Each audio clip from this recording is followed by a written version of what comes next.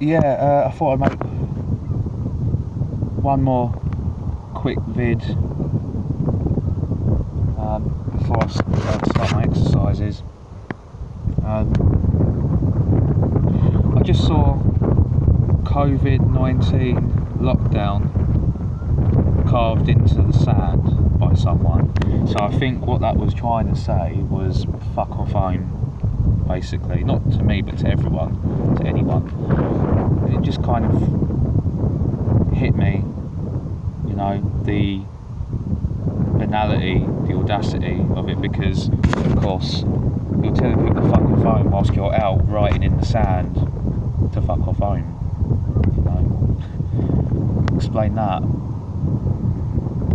with rationality and logic. And then it reminded me of a dream that I had recently about all this sadness and madness, which will eventually combine to create a lot of badness. I had a dream that I was walking to a train station, and I've always associated dreams of trains or train stations to be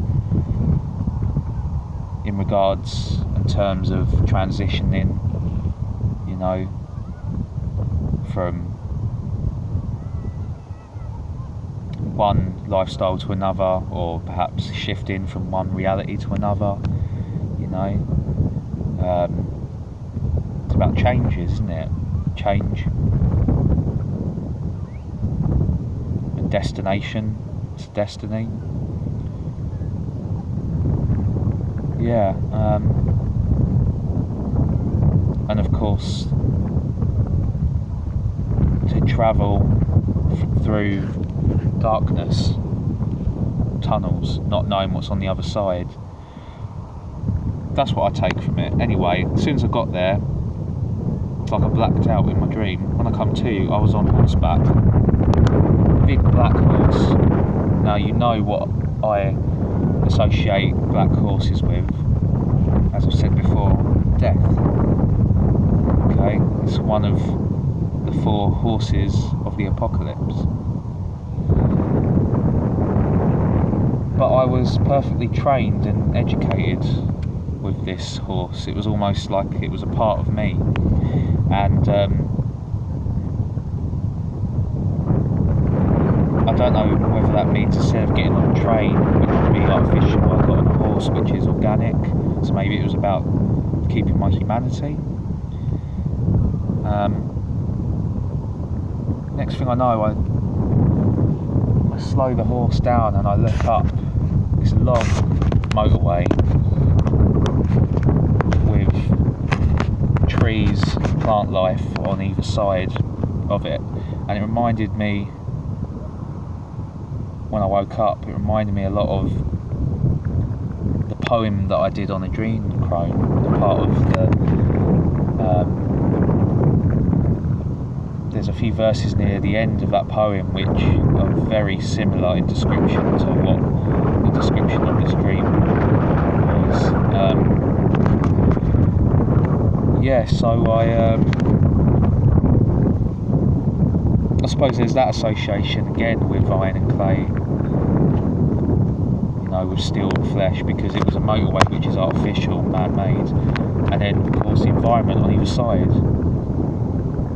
which would have been natural, you know, organic and natural. So yeah, I looked up, and for as far as my eyes could see, there was just this never-ending, infinite line of human beings,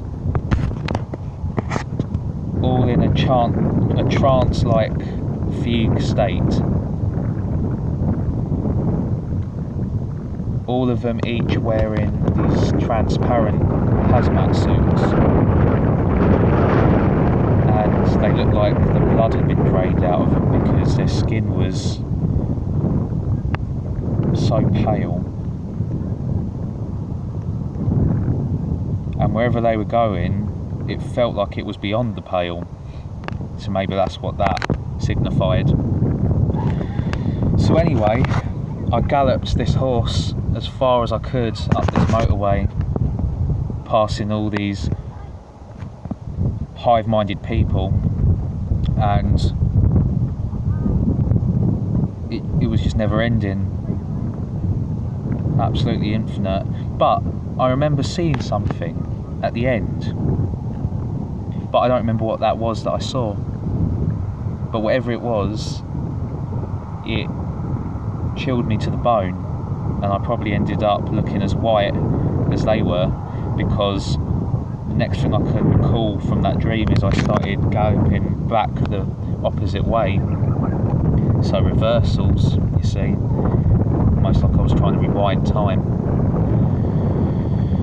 which is impossible because time doesn't exist, especially when you're dreaming.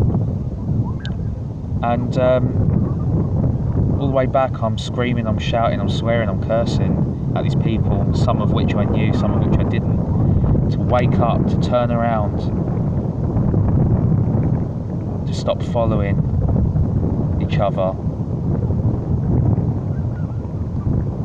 blind leading the other, you know, lambs to the slaughter, because we are the lambs and they are the goats, we are the wheat and they are the tares. I couldn't wake them up, they wouldn't even look at me. And then I think I screamed with all my might, because I just didn't know what else I could do. And then I woke up.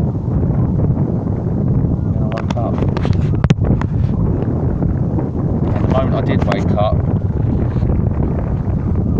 all I wanted was for all them to have been able to have woken up with me. But they didn't.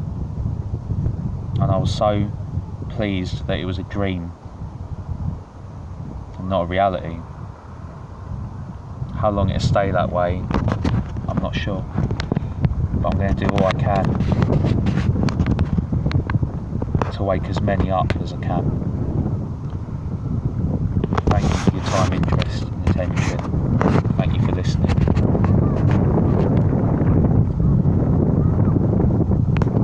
But what you will.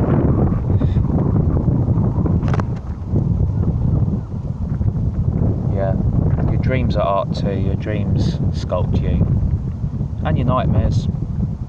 I shouldn't call that a dream because it was a nightmare. Maybe I call it a dream because subconsciously I know if it becomes a reality, that will be the true nightmare.